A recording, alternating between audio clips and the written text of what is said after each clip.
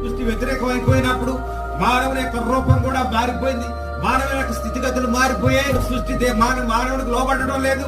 కానీ రెండవ కుమారుడు భూమి మీదకి వచ్చినప్పుడు ఆయన సముద్రాన్ని గద్దించాడు. ఈయన దేవుని కుమారుడు కాడా?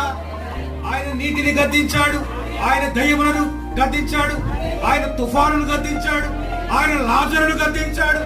సమాధి ఆయన మాటకు లోబడి దారిచ్చేసి ఈ కార్యాలన్నీ చేసింది ఎవరు? దేవుని కుమారుడు. ఎందుకు ఆయన ఇవన్నీ చేశాడంటే, మీరు నా మాట విని మీ హృదయంలో నా మాట ఉంచుకొని నా మాట చొప్పున మీరు జరిగిస్తే, మీరు నాలో నిలబడి ఫలిస్తే, నాలో ఉన్న జీవం మీలోకి వచ్చి నాలో ఉన్న శక్తిని మీరు పొందుకొని మీరు పలికితే కార్యాలు. ఇప్పుడు ఆదాము పలకగలడా?